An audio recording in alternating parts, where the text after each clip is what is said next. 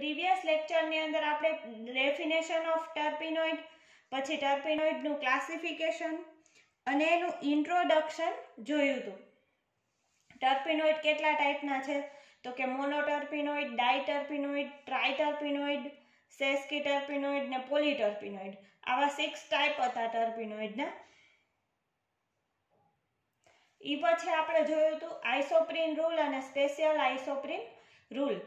અને એના પછી આપણે આઇસોલેશન ઓફ ટર્પેનોઇડ જોયું. આઇસોલેશન ઓફ ટર્પેનોઇડમાં પહેલા હતું આઇસોલેશન ઓફ એસેન્શિયલ ઓઇલ અને સેકન્ડ સ્ટેપ શું હતું? Separation of terpenoid from essential oil. તો હવે આપણે આ લેક્ચરની અંદર જનરલ કોન્સ્ટિટ્યુશન ઓફ ટર્પેનોઇડ જોઈશું. કેમ આલ્કેલોઇડમાં આપણે જનરલ કોન્સ્ટિટ્યુશન ઓફ આલ્કેલોઇડ જોયું હતું, એમ જનરલ કોન્સ્ટિટ્યુશન ઓફ આલ્કેલોઇડ જોઈશું. જો આપણે આલ્કેલોઇડમાં જેવી રીતે હતું ને એ રીતે જ છે. સૌથી પહેલા શું છે તો કે general method for the determination of structure of terpenoids. આ આપણે જનરલ આવડી ગયું ને તમને તો ઓલું ઈઝી પડશે. એમાં જુદા જુદા સ્ટેપ છે. એમાં ફર્સ્ટ શું છે? Molecular formula. મોલેક્યુલર ફોર્મ્યુલા શેના દ્વારા ખબર પડે? It is determined by the mass spectra and molecular determination method. બીજું છે ઓપ્ટિકલ એક્ટિવિટી. ઓપ્ટિકલ એક્ટિવિટી એટલે શું તો કે ડેક્સ્ટ્રો રોટેટરી છે કે લીવો રોટેટરી, એ તમને ઓપ્ટિકલ એક્ટિવિટી દ્વારા ખબર પડશે. ત્રીજું છે nature of oxygen atom. Oxygen એટમનો નેચર કેવો છે તો એમાં ઘણા ગ્રુપ હોય ને ઓક્સિજન ધરાવતા. એમાં પહેલું છે OH ગ્રુપ. OH ગ્રુપ એટલે hydroxy group. The hydroxy group can be detected by acetate with acetyl chloride or acetic anhydride with 3,5-dinitrophenol chloride. હવે જો આપણે શું લેવાનું? પહેલા હાઇડ્રોક્સી ગ્રુપ લેવાનું છે. તો ROH એટલે OH ગ્રુપ એટલે આલ્કોહોલ થયું. પ્રક્રિયા એની કોની સાથે કર્યું? એસિટિક એનહાઇડ્રાઇડ સાથે પ્રક્રિયા કરી, અથવા શું? Acetyl chloride.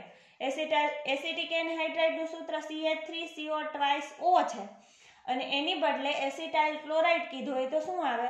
CH3COCl અથવા RCOCl. આપશે શું તમને? તો કે આપશે આપણને એસ્ટર પ્લસ એસિડ. ફર્ધર પ્રક્રિયા થઈ કોની સાથે? 3,5-dinitrophenol ક્લોરાઇડ સાથે. તો આપણને આપશે શું? 3,5-dinitrophenol પ્લસ HCl કેવું થઈ જશે? રિમૂવ થઈ જશે. હવે આપણે જે જોઈએ છે ને એ શું છે યાદ રાખજો તમે. ફર્સ્ટ હતું મોલેક્યુલર ફોર્મ્યુલા, સેકન્ડ હતું ઓપ્ટિકલ એક્ટિવિટી, થર્ડ શું છે? Nature of oxygen atom. Nature of oxygen એટમમાં હાઇડ્રોક્સી ગ્રુપ, પછી છે કાર્બોનાઇલ ગ્રુપ. કાર્બોનાઇલ ગ્રુપ એટલે CO ગ્રુપ. એ બે જ ધરાવે. કોણ? તો કે આલ્ડીહાઇડ પણ ધરાવે અને કીટોન પણ ધરાવે. આલ્ડીહાઇડમાં પણ કાર્બોનાઇલ ગ્રુપ હશે અને કીટોનમાં પણ કાર્બોનાઇલ ગ્રુપ હશે. તો જુઓ C double bond O, C double bond O, C double bond O, ત્રણેયમાં સરખું જ છે. હવે જો તમે અહીંયા બે બાજુ છે ને હાઇડ્રોજન લગાવી દો ને તો એ CHO થઈ જાય, એટલે કે ફોર્માલ્ડીહાઇડ HCHO. પણ R અને R લગાવો ને તો એ થઈ જાય કીટોન. હાઇડ્રોજન હશે તો કીટોન આલ્ડીહાઇડ થશે, અને આપણે આલ્કાઇલ ગ્રુપ લગાવશું તો શું બનશે? કીટોન. હવે આ કાર્બોનાઇલ કમ્પાઉન્ડની સોડિયમ બાયસલ્ફાઇડ સાથે પ્રક્રિયા કરવાની છે, હાઇડ્રોક્સિલેમાઇન સાથે કરવાની છે અને ફિનાઇલ હાઇડ્રોઝિન સાથે પ્રક્રિયા કરવાની છે. તો જો તમે આ કાર્બોનાઇલ ગ્રુપની સોડિયમ બાયસલ્ફાઇડ સાથે પ્રક્રિયા કરશો ને તો બનશે શું? Sodium bisulphide derivatives. પછી જો તમે કાર્બોનાઇલ ગ્રુપની હાઇડ્રોક્સિલ એમાઇન સાથે પ્રક્રિયા કરશો ને તો બનશે ઓક્ઝાઇન. અને આ કાર્બોનાઇલ ગ્રુપની તમે ફિનાઇલ હાઇડ્રોઝિન સાથે પ્રક્રિયા કરશો તો બનશે ફિનાઇલ હાઇડ્રેઝોન. હવે એના પછી કયું ગ્રુપ છે તો કે એના પછી છે CH2C double bond O group. એ કેવી રીતે ડિટરમાઇન થશે તો કે CH2C double bond O group છે એ ડિટરમાઇન થશે નાઇટ્રસ એસિડ. નાઇટ્રસ એસિડ એટલે HNO2 અને નાઇટ્રિક એસિડ હોય તો શું થાય? HNO3. એની પ્રક્રિયા કરતા તમને શું મળશે? ઓક્ઝાઇન મળશે અને H2O રિમૂવ થઈ જશે. અથવા તો આ જ ગ્રુપની બેન્ઝાલ્ડિહાઇડ સાથે પ્રક્રિયા કરશો તો બનશે શું? બેન્ઝાઇલિડિન ડેરિવેટિવ. આપણે ઓક્સિજન વાળા જેટલા ગ્રુપ છે ને એ જોવાના છે. એના પછી છે COCH3 ગ્રુપ. એની બધી કોની સાથે પ્રક્રિયા છે ને એના રિએજન્ટ તમને યાદ હોવા જોઈએ. તો એમાં છે Br2 અને NaOH. પ્રક્રિયા કરતા આપણને શું બનશે? સોડિયમ સોલ્ટ બનશે અને હેલો ફોર્મ છે એ છૂટો પડશે. અથવા તો બીજું છે COCH3 ગ્રુપ. એની ઓક્સિડેશન કરીએ તો બનશે આપણને એસિડ. હવે એના next acid group COOH group. હવે એસિડ ગ્રુપમાં કેવી રીતે ફાઇન્ડ આઉટ કરશું નેચર ઓફ ઓક્સિજન? તો કે if terpenoid is soluble in ammonia and give effervescences with sodium carbonate. જો ટર્પીનોઇડ છે એ એમોનિયામાં કેવું થઈ જાય? સોલ્યુબલ થઈ જાય અને સોડિયમ કાર્બોનેટના ઉભરા આપે and it contain acid group. Number of acid group is estimated by titration against standard alkali solution. તો શું થશે? આ એસિડ ગ્રુપ છે એ આપણને ખબર પડી જશે. એમોનિયા એટલે શું થાય? બેઝ થાય. બેઝની અંદર એસિડ સોલ્યુબલ થઈ અને પછી સોડિયમ કાર્બોનેટ નાખો અને ઉભરા આવે તો કન્ફર્મ શું હોય? એસિડ જ હોય. એટલે કે એમાં ઓક્સિજનનો નેચર કેવો હોય? એસિડિક હોય. આ આપણો ત્રીજો પોઈન્ટ હતો. ક્વેશ્ચન અત્યારે આપણો જે સ્ટાર્ટ છે, general method for the determination of structure of terpenoids. એમાં ફર્સ્ટ હતું મોલેક્યુલર ફોર્મ્યુલા, સેકન્ડ હતું ઓપ્ટિકલ એક્ટિવિટી ને થર્ડ શું હતું? Nature of oxygen atom.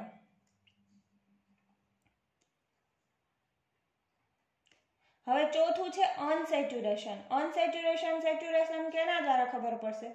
તો કે આપણે જનરલી ડબલ બોન્ડ હોય એને કેવું કહીએ? અનસેચ્યુરેટેડ છે. તો કે the addition of nitrosyl chloride and halogen acid to a double bond, this obey the Markov-Nikov rule. Markov-Nikov રૂલનો એ ફોલો કરશે. કોની હારે પ્રક્રિયા કરશો? નાઇટ્રોસાઇલ ક્લોરાઇડ અને હેલોજન સાથે કરશું તો. હવે જો પાંચમું conjugated double bond. Conjugated double bond present છે કે નહીં કેમ ખબર પડશે? તો કે if conjugated double bond present in terpenoid it is detected by Diels-Alder reaction. Diels-Alder reaction એટલે તમને ખબર જ છે ડાઇન અને ડાયનોફાઇલનો ઉપયોગ થાય.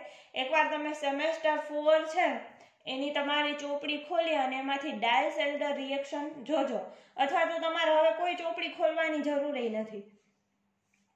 આજે તમને હું ખાસ આ વિડીયો જોયા પછી એક હોમવર્ક કરી નાખજો કે તમે યુટ્યુબમાંથી અથવા ગૂગલમાંથી Diels-Alder રિએક્શન સર્ચ મારી અને આખી રિએક્શન જોઈ લેજો અને એક નોટમાં લખી લેજો. આ રિએક્શન એ બહુ ઇમ્પોર્ટન્ટ છે. Diels-Alder રિએક્શનની અંદર આવી રીતે રિએક્શન થશે. આને કહેવાય ડાઇન્સ કહેવાય ને આને ડાયનોફાઇલ્સ કહેવાય. તો પ્રક્રિયા થઈ અને આ બે કેવા થઈ જશે? એકબીજા સાથે જોડાઈ જશે. અને જોડાઈ જશે એનો મતલબ શું? તો કે ટર્પીનોઇડની અંદર કોન્જુગેટેડ ડબલ બોન્ડ પ્રેઝન્ટ છે. નંબર ઓફ રિંગ કેટલી છે એ કેમ ખબર પડશે? If the number of hydrogen atoms is less by 2 the terpene is મોનોસાઇક્લિક.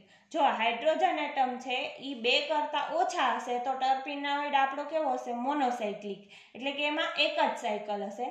And if the number of hydrogen atom is less by 4 then the terpene is bicyclic. અને 4 હશે કરતા ઓછા તો શું હશે? એ બાયસાઇક્લિક ટર્પીનોઇડ હશે.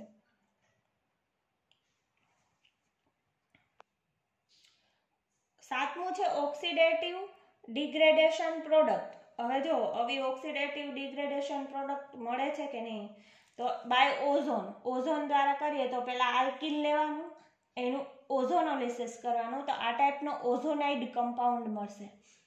જો તમે ઝિંક અને H2 વડે એનું રિડક્શન કરશો ને તો તમને અહીંયા શું મળી જશે?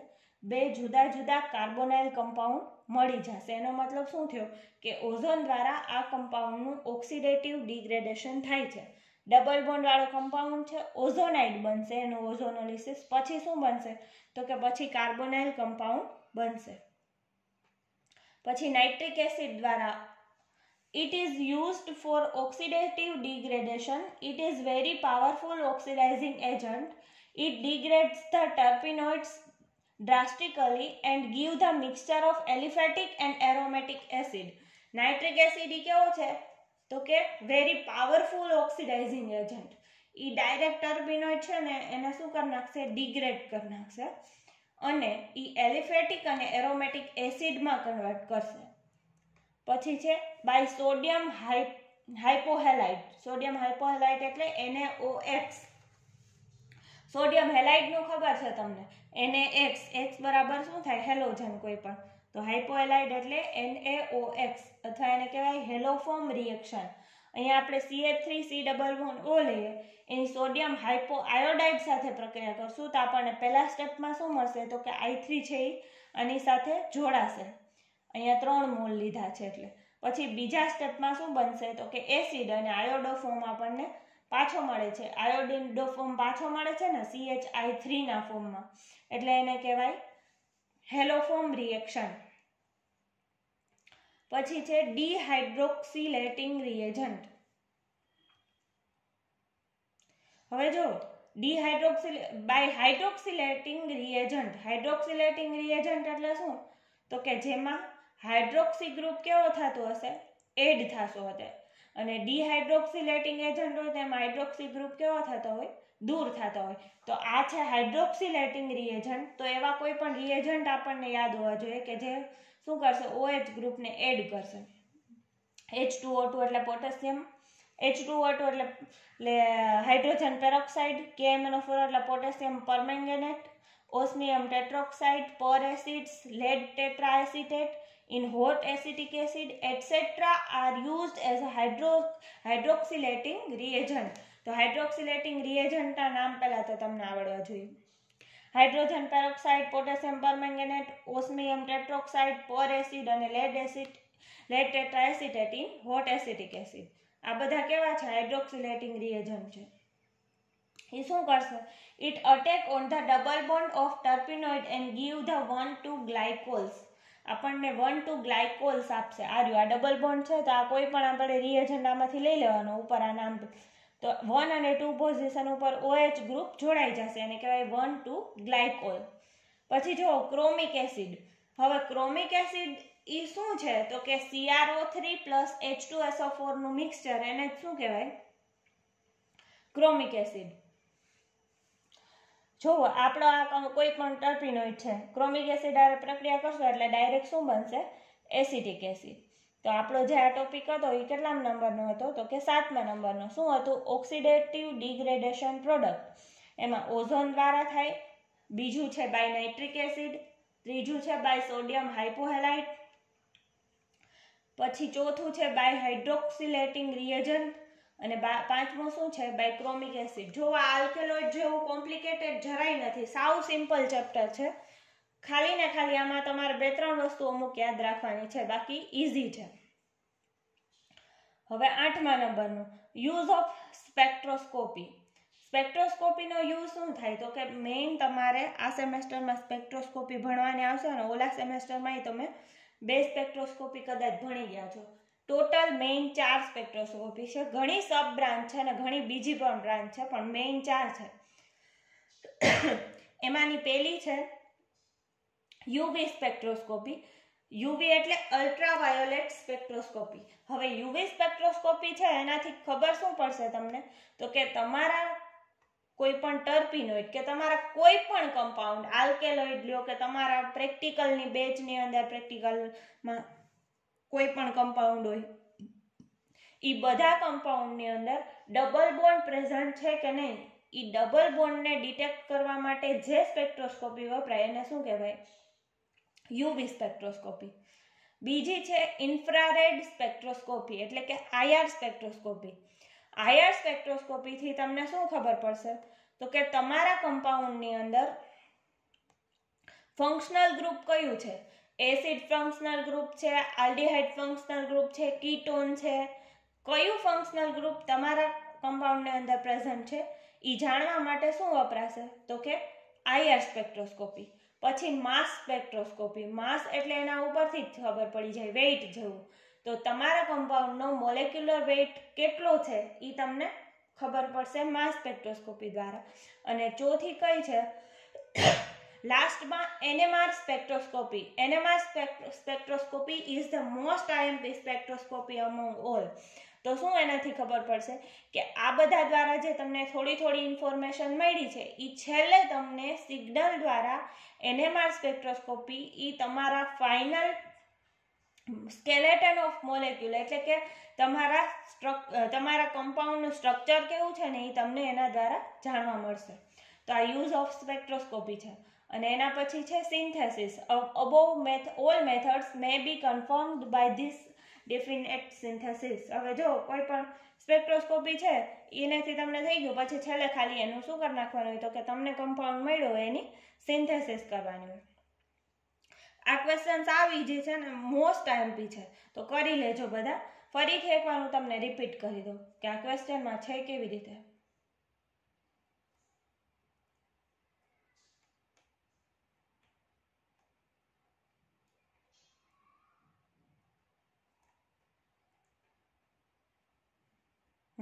General methods for the determination of structure of ટર્પેનોઇડ.